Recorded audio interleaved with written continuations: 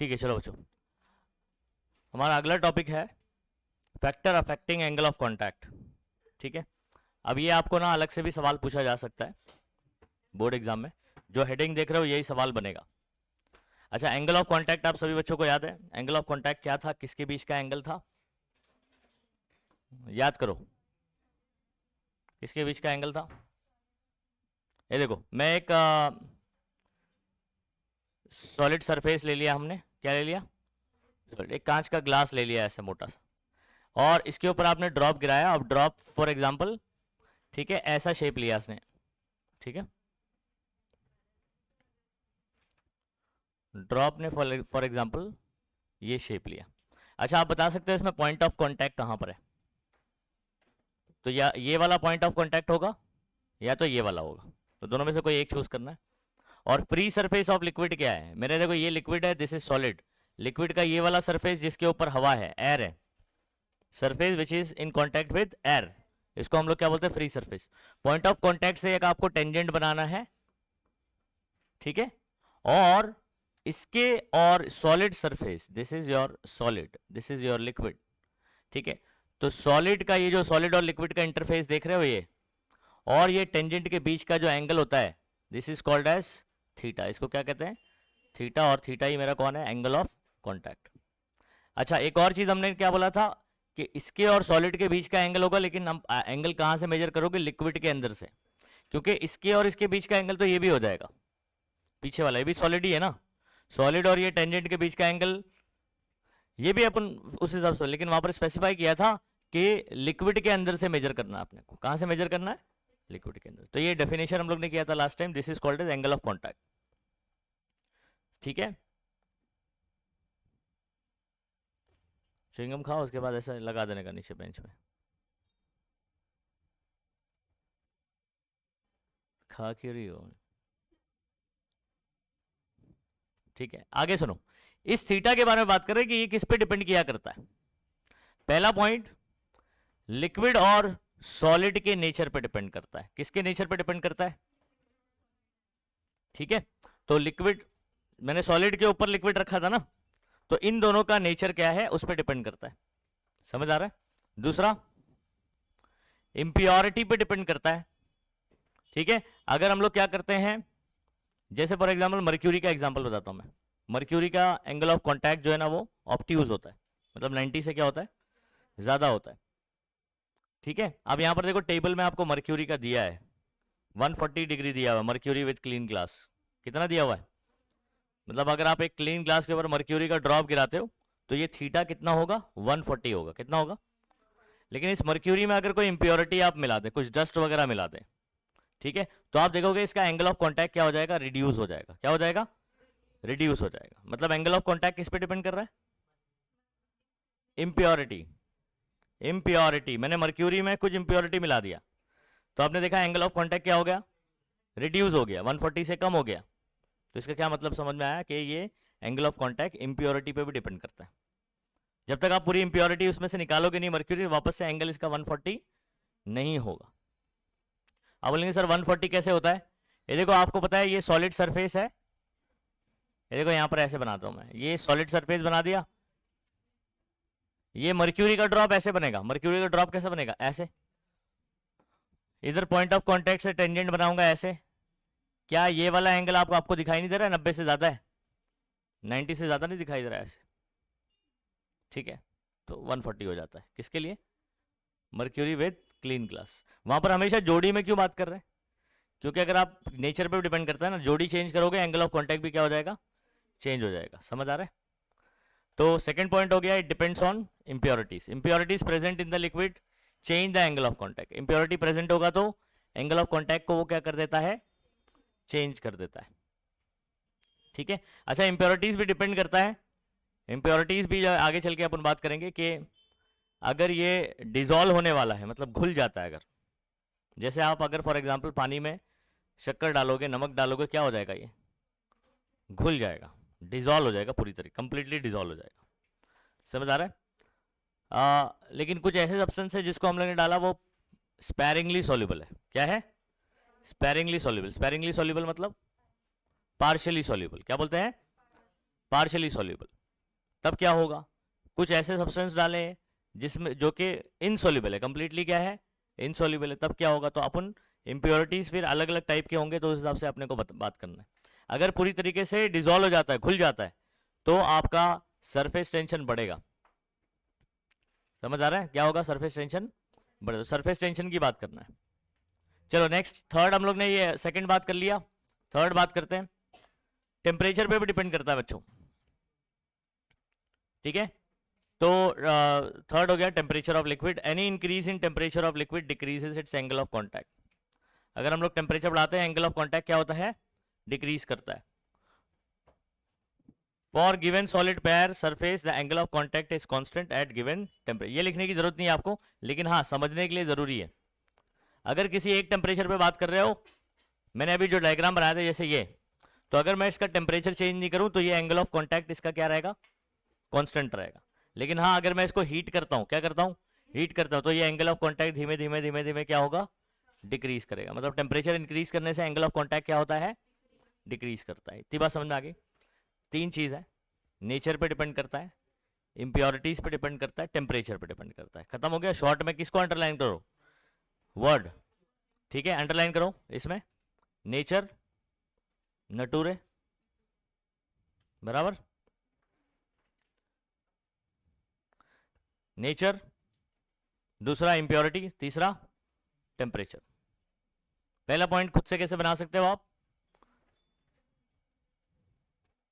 Angle of contact depends on nature of liquid and solid, solid in contact करके हम लोग बात कर सकते हैं, ठीक है। दूसरा क्या बोल सकते हैं, इंप्योरिटीज क्या करेंगे, it also depends on impurities, ऐसे करके बोल सकते हैं। फिर इसके बाद टेम्परेचर का क्या बोलेंगे, as temperature of substance increases, तो क्या होगा, एंगल ऑफ कॉन्टैक्ट डिक्रीजेस।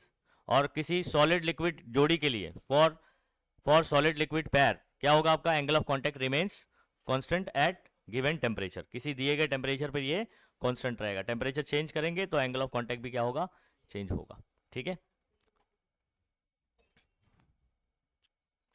चलो ये पॉइंट को, इसको टिक मार्क कर लो बच्चों, हाँ इसका अलग से सवाल आपका बन जाएगा। अच्छा, effect of impurity and temperature on surface tension, surface tension. अच्छा यहाँ पर कुछ एग्जांपल दिए गए, जरा इसको देख लीजिए आप बच्चों। इसमें इंपॉर्टेंट हमारे लिए मर्क्यूरी क्लीन ग्लास हो सकता है, ठीक है। और ये जो 0 वाले ये देख लो, ये इंपॉर्टेंट है, समझ आ रहा है। इस पे सवाल आपको ऑब्जेक्टिव वगैरह में कहीं हो सकता है। Which of the following pairs have maximum angle of contact, तो मर्क्यूरी और क्लीन ग्लास का एंगल ऑफ कॉन्टैक्ट क्या होगा, ठीक है। तो जितना टेबल में दिया है यहाँ पर आपका एमसीक्यू वगैरह में सवाल पूछा जा सकता है। Pure water and clean glass 0 degree पहले भी बात कर चुके हैं। यहाँ पर और भी एग्जांपल है जो 0 डिग्री बताता है। Chloroform with clean glass, chloroform सबको मालूम है, किडनैपिंग के लिए काम आता है, बराबर।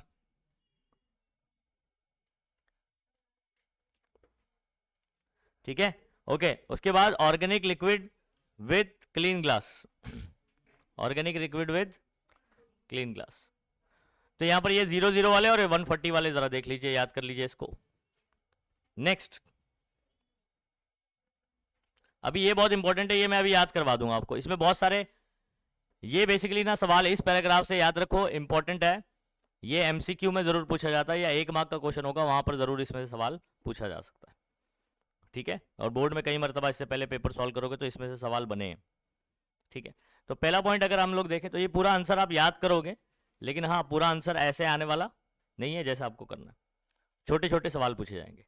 पहला पॉइंट, हम लोग ने कोई सब्सटेंस डाला और वो लिक्विड में क्या हो गया, घुल गया। क्या हो गया, घुल गया। तो इसकी वजह से, अच्छा सरफेस टेंशन तो पता है ना सबको, सरफेस टेंशन क्या है, फोर्स पर यूनिट लेंथ, ठीक है। बेसिकली लिक्विड के ऊपर सरफेस पर क्या होता है, एक तरीके का खिंचाव होता है ना, तनाव होता है, बेसिकली तनाव, जिसकी वजह से स्मॉल इंसेक्ट्स वगैरह उसके ऊपर क्या कर सकते हैं, पानी के ऊपर वॉक कर सकते हैं। हम लोग नहीं कर सकते, टेंशन इतना नहीं होता कि हम लोग को भी झेल सके हमारे वेट को, लेकिन उनके वेट को क्या कर सकता है, वो आराम से संभाल सकता है, ठीक है। इधर सुनो, अगर सोल्यूबल सब्सटेंस है, अंडरलाइन करना है सोल्यूबल वर्ड को, सोल्यूबल को पूरा पॉइंट याद करना है, लेकिन सोल्यूबल सब्सटेंस अगर है तो यहां पर क्या बोलेंगे, सरफेस टेंशन इंक्रीजेस। क्या बोलेंगे बच्चों?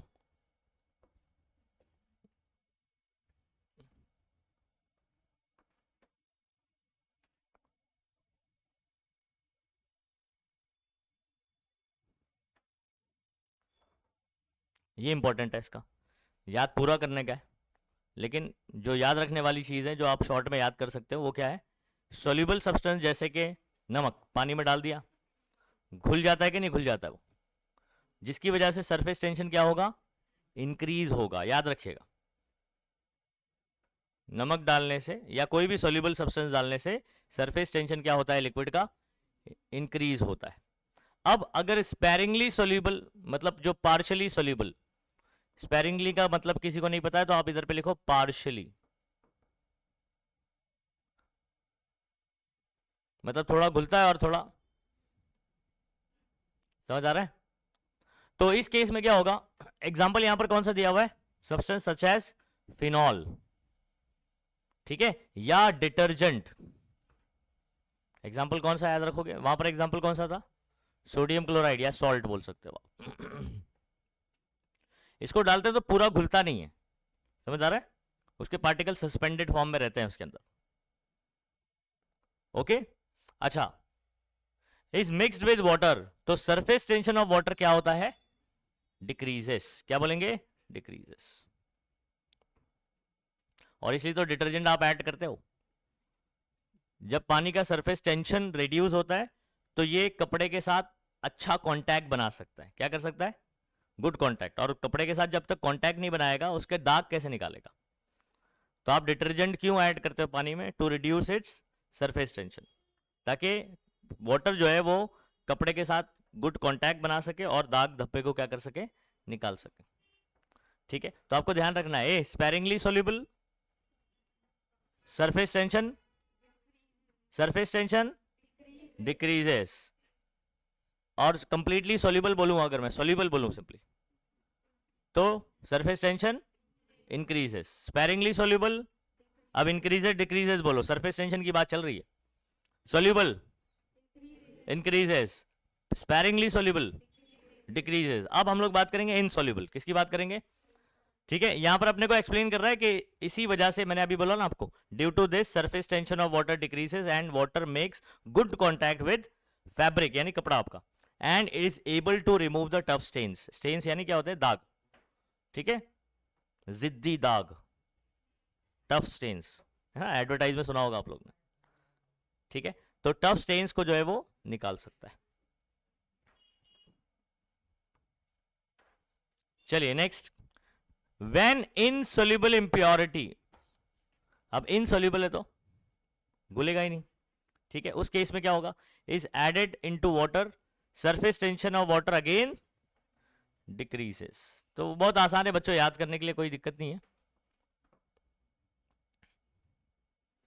इनसोल्यूबल के लिए सरफेस टेंशन डिक्रीजेस, खत्म हो गया। अच्छा, ऐसा क्यों होता रहेगा? इसको समझते हैं, इसको समझते हैं।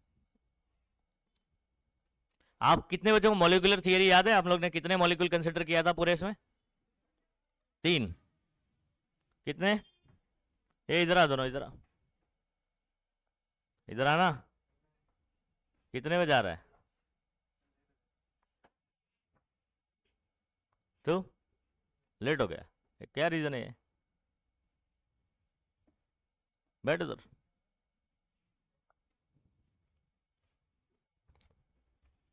मॉलिक्यूलर थियरी पता है तो ये पॉइंट का मतलब समझ आएगा आपको जो भी आगे एक्सप्लेन कर रहा है। और जिनको मॉलिक्यूलर थियरी नहीं मालूम है तो आ जाओ, हम लोग थोड़ा सा यहाँ पर चर्चा कर लेते हैं इस बारे में।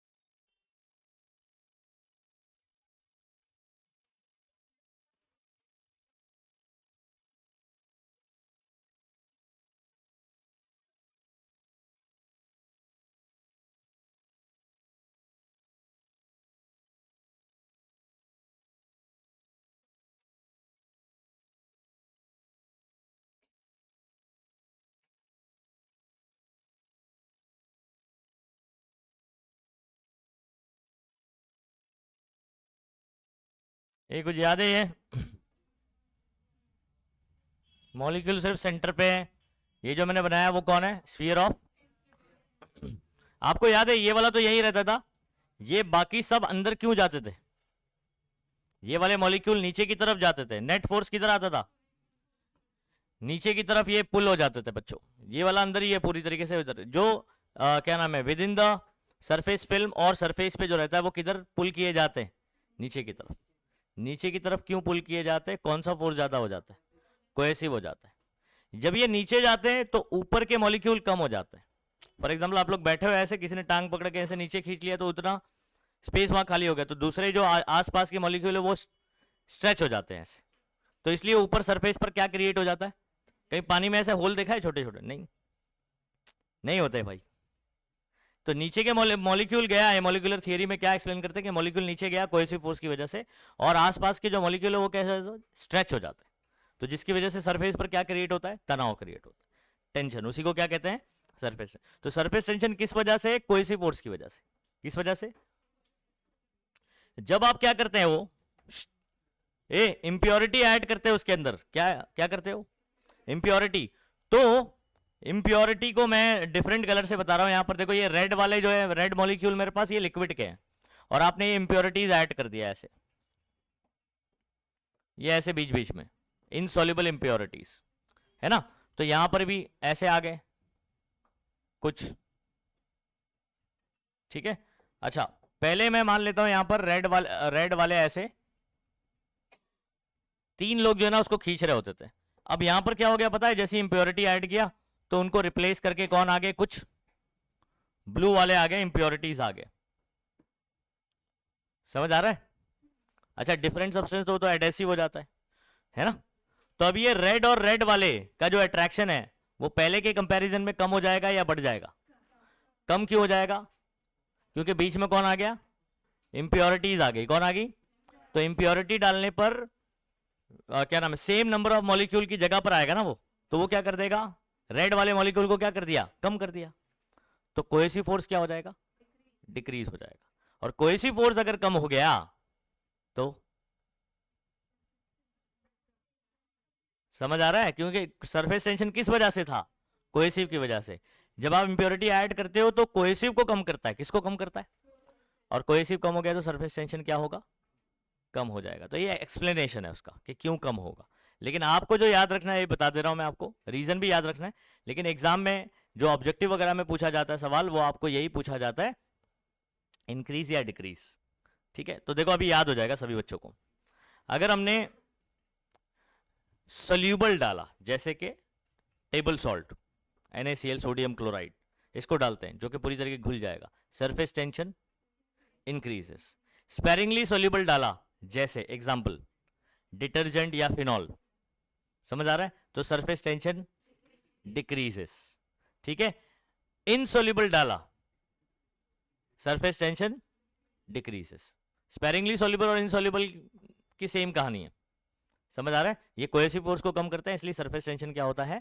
डिक्रीज होता है। रीजन लिख पाओगे अगर ऐसे पूछेगा 1 मार्क का? तो स्पेरिंगली सोल्यूबल या इनसोल्यूबल डालने पर सरफेस टेंशन क्यों डिक्रीज होता है? बिकॉज इट रिड्यूसेस कौन सा फोर्स? Cohesive force. समझ आ? Which is responsible for surface tension. समझ आ रहा है? अब उसको ही रिड्यूस कर दिया, सरफेस टेंशन भी क्या हो जाएगा? रिड्यूस हो जाएगा। इसको आप ओन वर्ड में ऐसे लिख सकते हैं। ठीक है। बहुत सारी चीज एग्जाम में आपको खुद से भी लिखनी पड़ेगी। हाँ, जरूरी नहीं आपने जितना याद करके गया वैसे का वैसे ही। जब आप पढ़ोगे तो वहां पर आपको फिर खुद से भी लिखने के लिए बहुत सारे क्वेश्चन आ जाएंगे। यहां पर आपको क्या याद रखना है? इनसोल्यूबल इंप्योरिटी, सरफेस टेंशन क्या हो गया? डिक्रीजेस। अच्छा, इस पैराग्राफ में क्या एक्सप्लेन किया गया है जरा चेक करना। When impurity gets added to any liquid, cohesive force of that liquid decreases. कौन सा फोर्स कम हो जाता है? Cohesive decrease, which affects the angle of contact and hence the shape of meniscus. Meniscus का शेप भी कम कर देगा और सरफेस टेंशन को भी क्या करेगा? जिस वजह से रिड्यूस करेगा। इफ मर्क्यूरी गैदर्स डस्ट, अगर मर्क्यूरी के अंदर क्या आ जाए? कुछ डस्ट पार्टिकल आ जाए, धूल वगैरह आ जाए, मट्टी आ जाए, देन इट सरफेस टेंशन क्या हो जाएगा? रिड्यूस हो जाएगा। क्योंकि डस्ट क्या हो जाएगा? इनसोल्यूबल इंप्योरिटी हो जाएगा। क्या हो जाएगा? और इनसोल्यूबिलिटी में क्या पढ़ा हमने? सरफेस टेंशन डिक्रीज करता है। ठीक है। It does not form spherical droplet unless dust is completely, जब तक आप पूरे डस्ट को उसमें से निकाल नहीं लोगे पूरा एक स्फेरिकल ड्रॉप ये बनाएगा नहीं, फिर ऐसा थोड़ा सा फैल जाएगा। तो आई होप ये समझ में आ गया बच्चों। शॉर्ट में क्या ऊपर वाले पॉइंट्स याद हो गए सभी बच्चों को? शॉर्ट में याद हो गया? शॉर्ट में सवाल पूछना जवाब दीजिए। सरफेस टेंशन इंक्रीज होगा डिक्रीज होगा यही याद रखना है अपने को। सोल्यूबल डाला, एग्जांपल्स बताओ। सोडियम क्लोराइड NaCl, ठीक है। अच्छा, पार्शियली या स्पेरिंगली सोल्यूबल अगर सब्सटेंस डालते हैं लिक्विड में डिक्रीज होगा। एग्जांपल बताइए। फिनॉल और डिटर्जेंट हो गया, समझ में आ रहा है। नेक्स्ट, इनसोल्यूबल अगर सब्सटेंस डालते हैं तो सरफेस टेंशन डिक्रीज करेगा। समझ में आ गई बात। इसमें मर्क्यूरी का एग्जांपल आपको दिया है। खैर, इफेक्ट ऑफ टेम्परेचर, रीजन पूछूंगा तो कोहेसिव फोर्स रिड्यूस हो जाता है इस वजह से। नेक्स्ट अभी टेम्परेचर है, सुनो बच्चों। अब सारे इसमें ऐसा नहीं कि टेम्परेचर बढ़ाएंगे तो सरफेस टेंशन डिक्रीज ही होने वाला है, कुछ केस में इंक्रीज भी होता है। तो अपने को यही केसेस याद रखने के, किस में डिक्रीज होगा और किसके अंदर इंक्रीज होगा। तो यहां पर क्या बोला है अपने को? इन मोस्ट लिक्विड्स, मतलब मोस्ट यानी ज्यादातर, यानी कुछ ऐसे होंगे जिसके अंदर इसके उल्टी कहानी चलेगी। तो in most liquids temperature increases surface tension decreases. क्या बोला? टेम्परेचर बढ़ाने पर सरफेस टेंशन क्या होगा? कम होगा। ज्यादातर लिक्विड में ऐसे ही होता है आमतौर पे, लेकिन कुछ एक्सेप्शन केस है। और एग्जाम में क्या पूछा जाता है? एक्सेप्शन ही पूछा जाता है, ठीक है। तो आपको एक बात ध्यान रखना है कि ज्यादातर लिक्विड में क्या क्या ट्रेंड फॉलो होता है। आप अगर टेम्परेचर बढ़ाते हो सरफेस टेंशन क्या होता है? डिक्रीज करता है, ठीक है। फॉर एग्जाम्पल, अच्छा, हम लोग ने देखो ये आमतौर पे ऐसे सुना होगा कि अगर आपको नए कपड़े धोना है, ठीक है, तो नए कपड़े जो है ना गर्म पानी में नहीं ठंडे पानी में धोने का। सुना है कभी? नहीं सुने? नए कपड़े क्या होता है कि नए कपड़े जो है ना कलर छोड़ देते हैं, है ना। तो क्यों छोड़ देते हैं? क्योंकि आपने उसमें डिटर्जेंट वगैरह लगा के, तो क्या करता है ये जो डिटर्जेंट है सरफेस टेंशन कम हो जाता है, गुड कांटेक्ट बनाता है ना, और दाग के साथ साथ कलर भी निकाल लेता है। अब नए कपड़े में तो आप इतने दाग लगाते नहीं, वो तो कलर ही निकाल लेता है वो। अब होता क्या है, पानी का जो सरफेस टेंशन है वो टेम्परेचर के साथ बढ़ता है। अगर आप इसको हीट करोगे तो सरफेस टेंशन क्या होगा? अब हम चाहते हैं कि क्या नाम है, कपड़ा सिर्फ धुल जाए। अब नए कपड़े में आप दाग वाग तो इतने वो नहीं करोगे, तो हम लोग बस धुल जाए, पसीने की बदबू नहीं आए उसके अंदर, है ना, ऐसे कुछ दाग वाग नहीं है। तो हम चाहते हैं उसका कलर नहीं छोड़े, तो उसको क्या करने का? ठंडे पानी में, किसमें? ठंडे पानी में धोने का। ठंडे पानी में धोने से क्या होगा? ठंडा पानी में टेम्परेचर क्या है? लो है। टेम्परेचर अगर कम रहेगा तो सरफेस टेंशन इंक्रीज होगा डिक्रीज होगा? हाँ, तो सरफेस टेंशन अगर ज्यादा है तो क्या कपड़ा वाटर जो है वो कपड़े के साथ अच्छा कांटेक्ट बना पाएगा? नहीं बना पाएगा, तो कलर नहीं निकालेगा। कुछ कहानी समझी? अगर आप नए कपड़े को धोना चाहते हैं तो ठंडे पानी में धोने का। क्यों? क्योंकि टेम्परेचर बढ़ाने से सरफेस टेंशन कम होता है। तो आप ठंडा पानी का टेम्परेचर क्या रखोगे? कम। ठंडा पानी बोलो तो टेम्परेचर कम। अच्छा, टेम्परेचर कम ज्यादा समझ आता है कि नहीं आता है? बहुत लोग को इसमें भी कंफ्यूजन रहता है कि टेम्परेचर कम तो कैसे ठंडा। ये देख लो, एसी में देख रहे हो, अब टेम्परेचर मैं इसको अगर और कम करूं, 20 करूं, 18 करूं, तो और ठंडा होता है, नहीं बराबर। तो टेम्परेचर कम मतलब ठंडा होता है, टेम्परेचर ज्यादा यानी हॉट होता है। इस बात को समझो, हॉटनेस और कोल्डनेस टेम्परेचर पे डिपेंड करता है। समझ आ रहा है? अच्छा, नेक्स्ट, तो ये कहानी समझ में आ गई। कपड़ा नया कपड़ा आप कौन से पानी में धोगे? ठंडे पानी में धोने का। किसमें? क्यों? ठंडे पानी के साथ ऐसा क्या है? ठंडे पानी का टेम्परेचर क्या है? कम। सरफेस टेंशन क्या होगा? जब सरफेस टेंशन ज्यादा होता है तो पानी कपड़े के साथ अच्छा कांटेक्ट नहीं बना पाएगा। समझ आ रहा है? तो कलर या और जो गहरी चीजें अंदर उसको निकाल नहीं पाएगा। आई बात समझ में? आप बोले फिर धोने का ही काय को, भाई पसीना भी तो लगा हुआ है, वो तो पानी में डाल के निकालोगे उतना तो निकाल ही देगा वो। आ रही बात समझ में? हाँ, कुछ लोग रहते हैं नया कपड़ा लिया तो 1 हफ्ते तक पहनेंगे मस्त एकदम। हाँ, अच्छा अभी तो सुनो, अभी रीजन पढ़ लेते हैं, कोई ये सब ना रीजन वगैरह से सवाल आ सकता है। Most of the liquid temperature increases, surface tension क्या होता है? एग्जाम्पल सुनो, it is suggested that new cotton fabric should be washed in cold water, ठंडे पानी में धोना चाहिए, ऐसा सजेशन दिया जाता है हमको। क्यों? In this case water does not make good contact with fabric, fabric के साथ अच्छा कॉन्टैक्ट नहीं बना पाएगा, नहीं बना पाएगा तो उसके कलर को निकाल पाएगा नहीं, ठीक है। To its higher surface, due to what? Higher surface tension की वजह से the fabric does not lose its colour because of this. खत्म हो गया, ये रीजन हो गया, ठीक है। तो यहां पर से कुछ ऐसे 1 मार्क के रीजन वाले क्वेश्चन भी बन सकते हैं, ऐसे सवाल बन सकता है, why it is suggested that new cotton fabric should be washed in cold water, फिर उसका रीजन यहां से लेकर यहां तक याद कर लो। क्वेश्चन समझ में आ गया? क्या क्वेश्चन बनेगा? यहां से वाई करके बोल देगा, या बोलेगा give reason it is suggested that फलाना डमका इधर करके वाटर तक। तो ये क्वेश्चन बनेगा आपका, और ये उसका आंसर बनेगा नीचे। और जो ऊपर की लाइन है वो आपको शॉर्ट में याद होना चाहिए। ज्यादातर लिक्विड में क्या होता है, टेम्परेचर बढ़ाने से सरफेस टेंशन क्या होता है, घटता है, डिक्रीज होता है। आगे करें, अभी नेक्स्ट करें, ऐसे मार्क करके लिख लो बच्चों वहां पर, ये एक क्वेश्चन बनेगा और ये उसका आंसर बनेगा।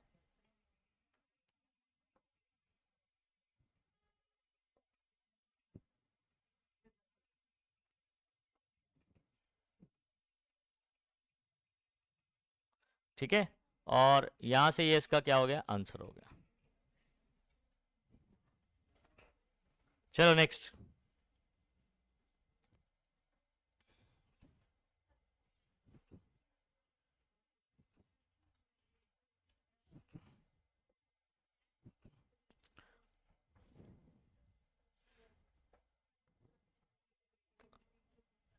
अच्छा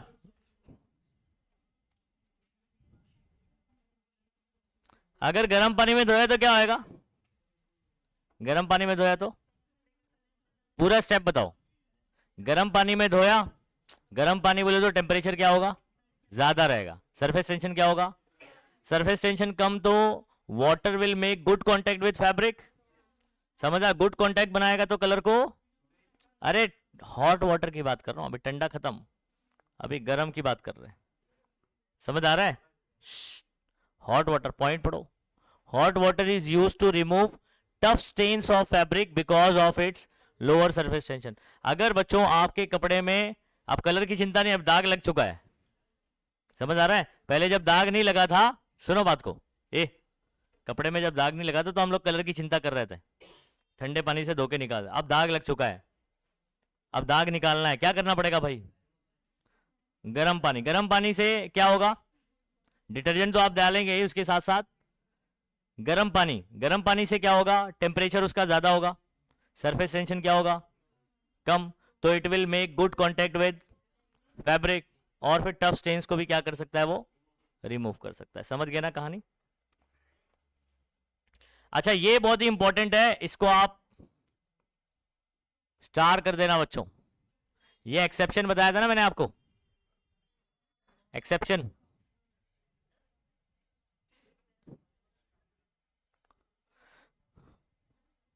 मोल्टेन यानी पिघला हुआ, कॉपर एंड कैडमियम, कौन?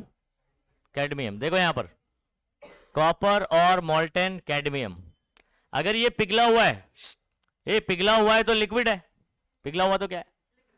अब इसका अगर आप टेम्परेचर बढ़ाते हो और हीट करते हो तो इस केस में सरफेस टेंशन क्या होता है, इंक्रीज करता है। क्या करता है? मोस्ट, उधर पे क्या लिखा था, मोस्ट ऑफ द लिक्विड में टेम्परेचर बढ़ाने पर सरफेस टेंशन डिक्रीज करता है। लेकिन ये वाला जो केस है मोल्टेन, एक्चुअल में इसका फिजिकल स्टेट क्या होता है, सॉलिड होता है ना, ये रूम टेम्परेचर कॉपर कैसा होता है, कैडमियम कैसा होता है, सॉलिड स्टेट में होता है। अगर इसको आप हीट करते हो तो ये लिक्विड में कन्वर्ट होगा। अच्छा, मेल्ट होने के बाद अब ये लिक्विड ही माना जाएगा ना, मोल्टेन बोला जा रहा है। क्या बोला जा रहा है? तो मोल्टेन कैडमियम, मोल्टेन कैडमियम और मोल्टेन कॉपर यानी पिघला हुआ यानी लिक्विड स्टेट, इस केस में टेम्परेचर बढ़ाने पर सरफेस टेंशन क्या होता है? इंक्रीज होता है। तो ये सिर्फ एक स्पेशल केस है आपका।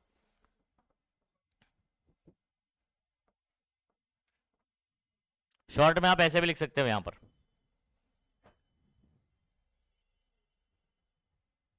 अभी यहां पर एक डेफिनेशन आपको बता रहा हूं, क्रिटिकल टेम्परेचर। अच्छा, ज्यादातर लिक्विड में क्या होता है और स्पेशल केस में क्या होता है, ये सबको याद हो गया? ज्यादातर लिक्विड में क्या होता है?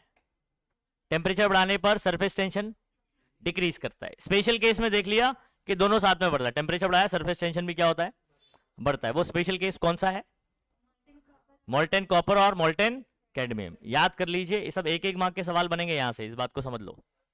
अच्छा, अब आगे सुनो, आगे की कहानी सुनो।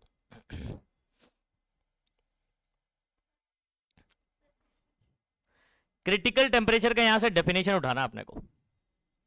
मुझे एक चीज बताओ, मोस्ट ऑफ द लिक्विड में क्या हुआ करता था? वहां से डेफिनेशन बात करेंगे। मोस्ट ऑफ द लिक्विड में क्या होता था? टेम्परेचर बढ़ाने पर सरफेस टेंशन क्या होता है? अच्छा, मैंने एक लिक्विड लिया, उसका उसका उसको हीट करना शुरू किया, तो टेम्परेचर बढ़ रहा है, सरफेस टेंशन क्या हो रहा है? कम हो रहा है। कम होते होते होते होते होते होते एक पॉइंट आएगा जहां पर वो जीरो हो जाएगा। सरफेस टेंशन क्या हो जाएगा? टेम्परेचर बढ़ाते जा रहा हूं, देखो टेम्परेचर बढ़ाते जा रहा हूं, सरफेस टेंशन क्या होते जा रहा है? कम होते जा रहा है। कम होते होते एक पॉइंट आएगा जहां पर सरफेस टेंशन कितना हो जाएगा? वो टेम्परेचर जिसपे सरफेस टेंशन क्या हो जाए? जीरो हो जाए, उसको बोलेंगे क्रिटिकल टेम्परेचर। समझ आ रहा है नहीं आ रहा है? वो टेम्परेचर जिसपे सरफेस टेंशन क्या हो जाए, उसको बोलेंगे क्रिटिकल टेम्परेचर। तो क्रिटिकल टेम्परेचर का डेफिनेशन समझ में आ गया?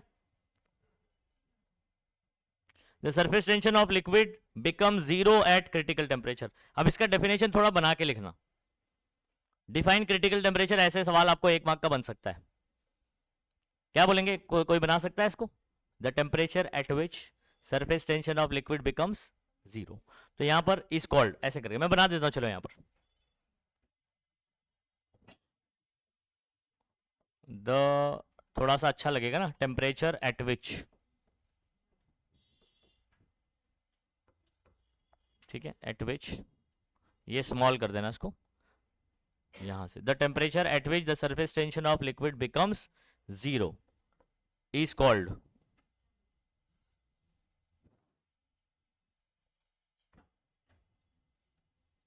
Is called critical temperature. ये हो गया आपका डेफिनेशन। ए व्हाट इज क्रिटिकल टेम्परेचर बच्चों? The temperature at which surface tension becomes zero, the surface tension of liquid at which temperature becomes, मैंने क्या बोला, सॉरी गलत बोल रहा हूं मैं। द टेम्परेचर एट विच, क्या बोलेंगे? The temperature at which surface tension of liquid becomes zero. बोलो, हुआ? The temperature at which surface tension of liquid becomes zero is called critical temperature. हो गया डन? याद भी हो गया? ठीक है, तो इतना याद करना, ये सारे एक एक मार्क के सवाल आपके बना के देंगे, पूरा याद करोगे तो। अच्छा, अगला टॉपिक जो है ना बच्चों, यहां पर ठीक है, ये पूरा जो है ना आंसर, इसका सिर्फ कंक्लूजन करना है अपने को। क्या करना है? कंक्लूजन। तो यहां पर मैं आपको एक कंक्लूजन लिखवाता हूं, ये पूरा टॉपिक आपको सिर्फ कंक्लूजन देखना है यहां पर।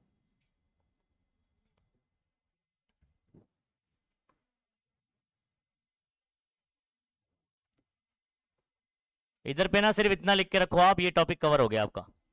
Pressure on concave side is greater than pressure on convex side, ऐसे लिख के रखो आप।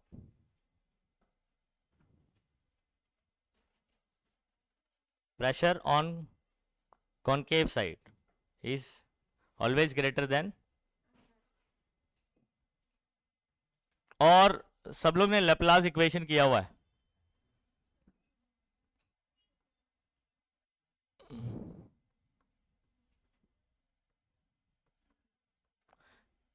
फॉर लिक्विड ड्रॉप, ये इधर लेकर आता हूं मैं,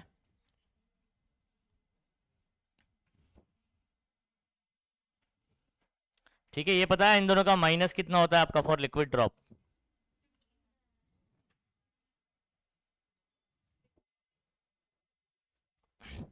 फॉर लिक्विड ड्रॉप,